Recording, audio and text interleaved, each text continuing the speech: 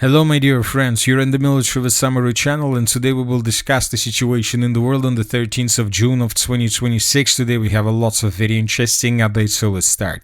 And first we're going to talk about the conflict on the territory of Ukraine, and we will begin with the Crimean Front line.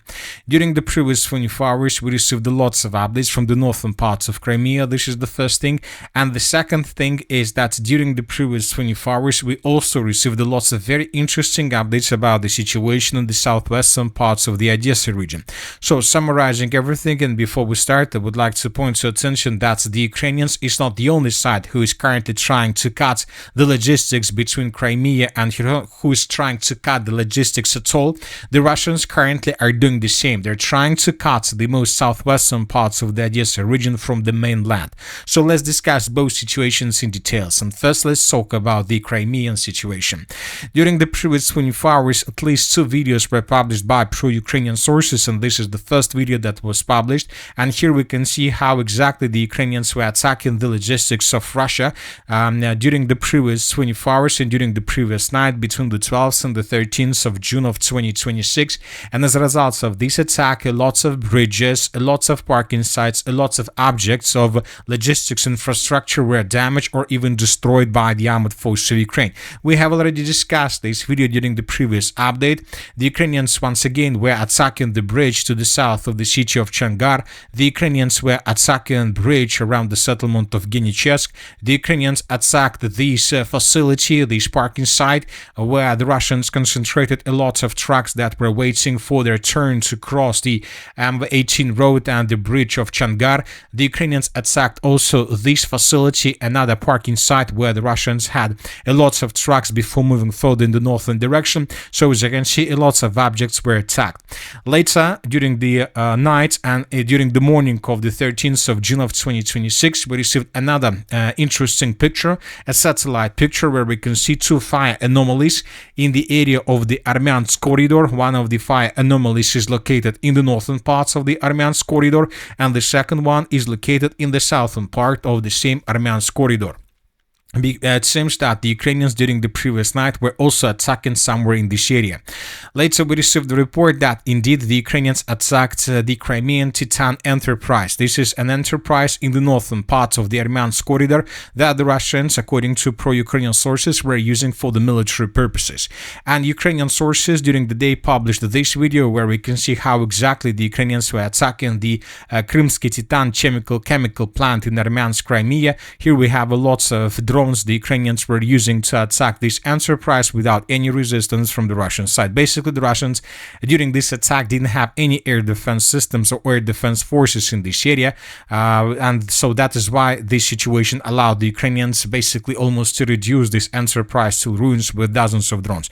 Of course, they haven't reduced the enterprise to ruins, but according to information we have, the Russians were forced to suspend any activity with this chemical plant, and the Russians were forced to stop this plant and for further situation before the situation stabilizes.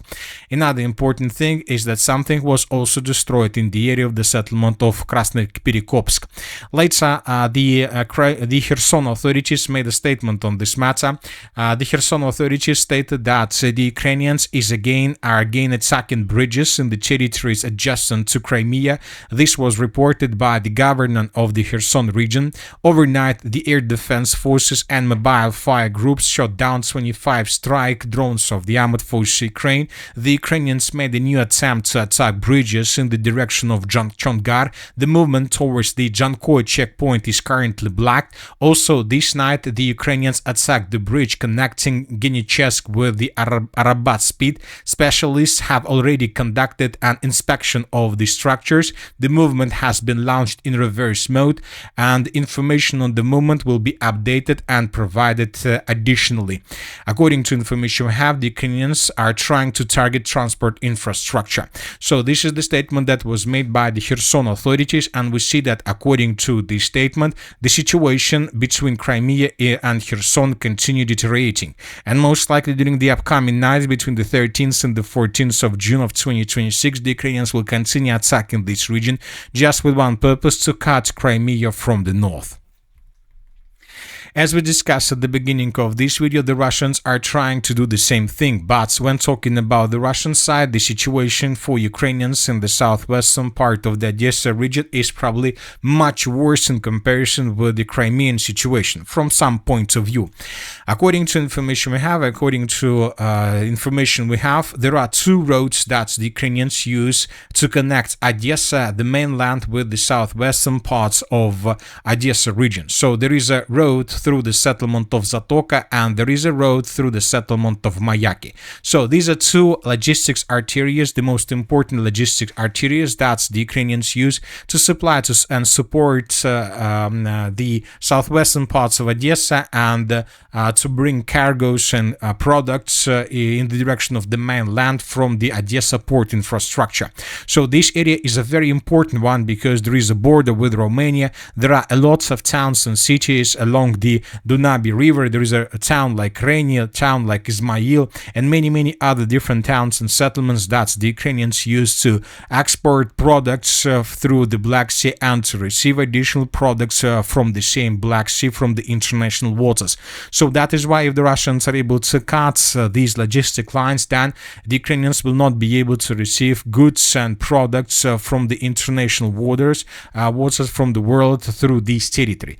Probably they will find the solution through the state of Moldova, but it will increase the logistics, which is a not very good situation. So during the previous days, probably since the beginning of since the 7th of June of 2026, the Russians made 3 or 4 attempts to attack the Zatoka bridge, and during this period of time we received lots of videos on this matter. We received lots of satellite pictures comparing the situation before and after strikes. We have lots of objects, lots of analysis where we can see additional artifacts that were discovered on the fresh satellite pictures and so on. And we expect and we believe that in coming days, most likely the Russians will destroy the Zatoka bridge completely. But as of the 13th of June of 2026, a very interesting report we received from the area of the settlement of Mayaki, not even from neither from pro-Ukrainian nor from pro-Russian side. We received the report from the Moldova side. The Palanka border crossing between Ukraine and Moldova has temporarily suspended operations according to the Moldovan Customs Service. This is due to technical issues with the Ukrainian Border Service Information System. Tourists are advised to use the Tudora border crossing instead. The closure coincides with a missile strike on a crossing in Mayaki, and it is likely that the consequences of the strike on the Dniester coast are being addressed. As a result, traffic has been diverted through Zatoka. So according to this report, the Moldovans closed this border crossing checkpoint. So this one is no longer working, and as you can see, if you use this checkpoint, then you can move along the Odessa-Reni road like this way. Here you can enter the M15 road and enter the territory of Ukraine, and then using this road you can get the city of Mayaki to cross the river of Dniester and basically to enter the mainland of the territory of Ukraine. But according to this information, the Moldovans have closed this territory and now nobody can use this road. And the sources reported that probably this situation is connected with the strikes that the Russians carried out along the Dniester River. As a result of those strikes, the Russians most likely managed to damage or even to destroy or to badly damage bridges along the Dniester River in the area of the settlement of Mayaki. At the same time, and according to this report, the tourists were advised to use this checkpoint, the checkpoint by the name of Tudora. So now, if you want to enter the territory of Ukraine, you need to use this R72 road, this checkpoint. But if you use this road, then the traffic would go further in the southern direction towards the settlement of Zatoka. And probably, and according to this report, most likely, the Zatoka bridge is still malfunctioning, which means that most likely in coming days the Russians will continue attacking these two areas, these two bridges, with the purpose to cut the southwestern parts of Ukraine completely from the mainland. And you know that everything is possible, then everything might happen then, because if this region is being cut from the mainland, of course these territories of Ukraine will receive supply and support from Romania and from Moldova.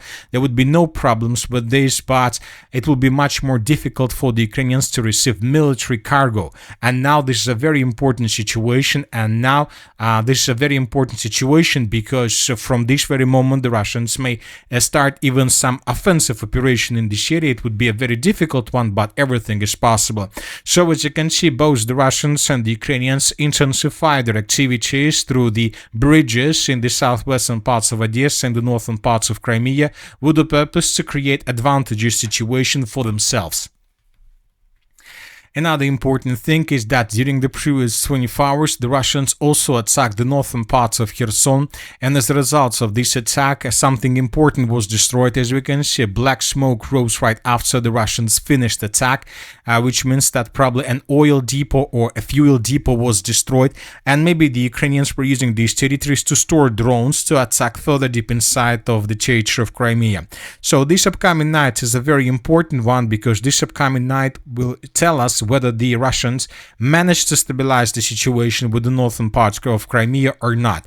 Most likely this upcoming night we'll see more attacks and more strikes from the Ukrainian side in this area. Now let's move further and let's discuss the situation in the Konstantinivka direction.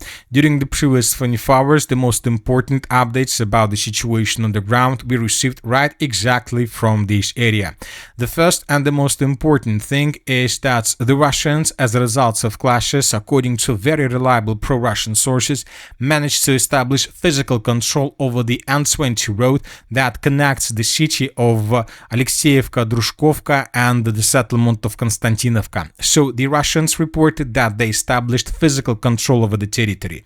The entrance to Konstantinivka from Alexeyeva Druzhkivka is under physical control, and the entrance from Osikova is similarly blocked. However, due to the dense vegetation, the Ukrainians is trying to infiltrate small groups, most of which are destroyed on their approach. So the Russians reported that this territory is under complete and physical control of Russians. Most likely, when the Russians finish the battle for Molocharka, they continue advancing further, outflanking the micro-district of Chervony from the north, and as a result of this offensive operation, the Russians managed to enter the northern parts of the city of Konstantinivka and to establish complete control over the territory. At the same time, and due to this configuration of the front line, we see and we understand that most likely the Russians from these positions have certain physical control over the western parts of the settlement, and the Ukrainians are no longer able to use the northern parts of the Vasylivka micro-district for the logistic purposes, because the Russians from this bank of the river of Krivyi Rih have complete control over the territory without any chances for the Ukrainians to break through these territories. Another important thing is the statement that was made by the Minister of Defense of the Russian Federation.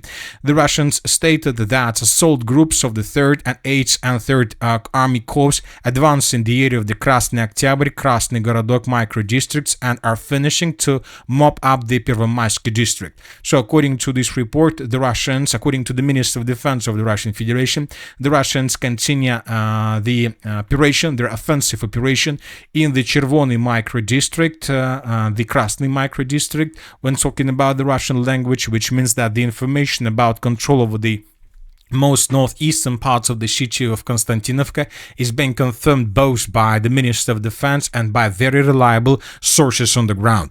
So which means that the Ukrainians still have just one road for evacuation. We are talking about the 3 lines. So as it was reported according to this report, so due to the dense vegetation, so there is territory to the west of city of Konstantinivka has dense vegetation, and this vegetation the Ukrainians can use to send troops in the direction of the northwestern parts of the city, and from the same 3 lines and using the same 3 lines the Ukrainians can evacuate. But it seems that currently nobody enters the city of Konstantinivka. Now the armed forces Ukraine are trying to find a way just for 2 purposes: to maintain the evacuation corridors and to escape and to save as many as possible soldiers while retreating and withdrawing positions from the city of Konstantynovka.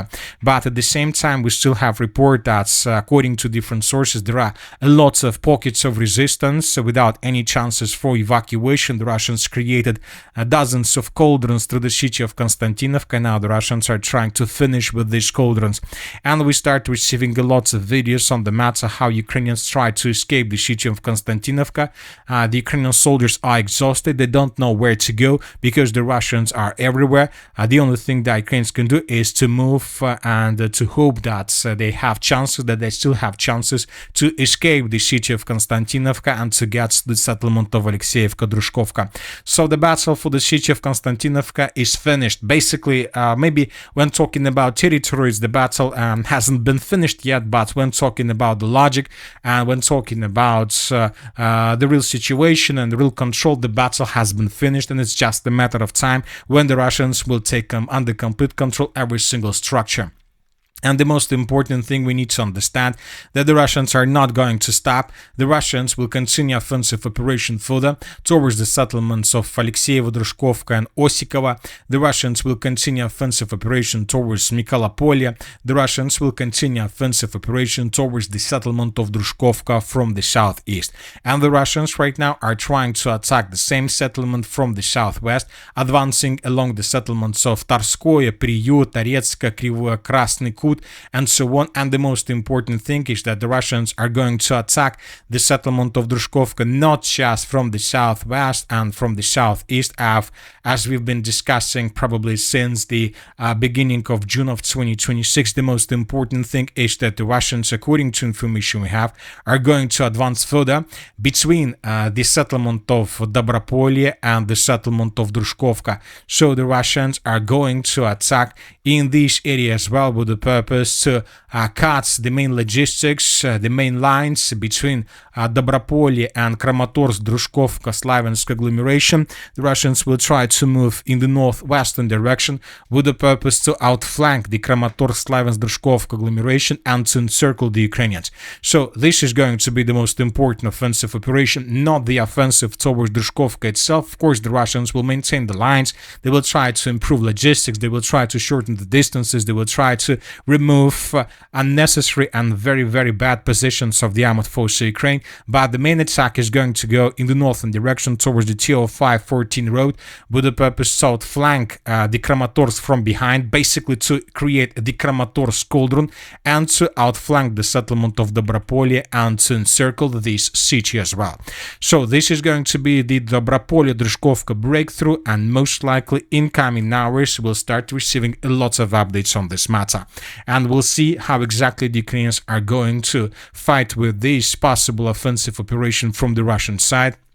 Meanwhile, the Russians have already begun bombing and attacking this territory of possible breakthrough with aviation, with bombs, preparing this foothold before a major offensive operation from the Russian side. As for the Zaporizhzhia direction, the Russians use significant number of aviation and strikes along the river of Konska. During the previous 24 hours, lots of videos were recorded on this matter. The Russians are trying to destroy as many as possible positions of the armored forces of Ukraine along the river and not to allow the Ukrainians to introduce additional forces to the south of the river. Furthermore, lots of explosions, lots of strikes were recorded through the settlements of Tavrisk and Yurkovka. These are the next cities after the settlement of Orikhiv. Now, there are very heavy clashes for the settlement of Orikhiv, but as of the previous 24 hours, we haven't received anything. Another important thing is that the Ukrainians are trying to counterattack through the eastern Zaporizhzhia direction, and now the Russians are trying to repel all these attacks.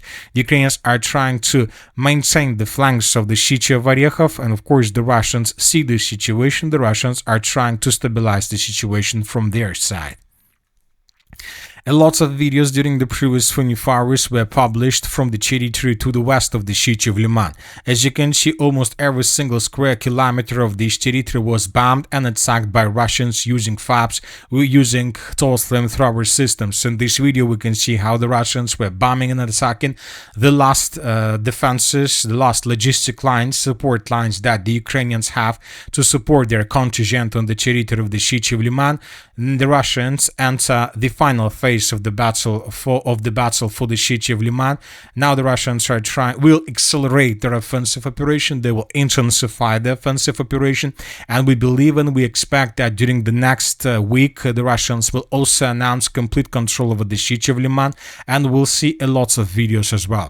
The Ukrainians right now are trying to stabilize the situation, or just to media stabilize situation. We don't know for sure, but lots of pro-Ukrainian sources reported that the Ukrainians began their counter-offensive operation in the northern Lyman direction with the purpose to most likely slow down the Russians and not to allow them to finish the battle for Lyman. But it seems that either if this situation is real, then the Ukrainians most likely will be able just to win some time, maybe 2-3 weeks, but nothing more, not more. If the Russians are not able to repel this attack, they will win 2-3 weeks and that's it. But if the Russians repel this attack, then Ukrainians will not be able to change the situation with the Sloviansk-Kramatorsk agglomeration, where the battle is entering its decisive phase. And that's it for today. The Military Summary channel reminds we condemn any violence in the world. Thank you for your watching. Subscribe to my channel, put your likes, join my Patreon, and have a good day. Bye-bye.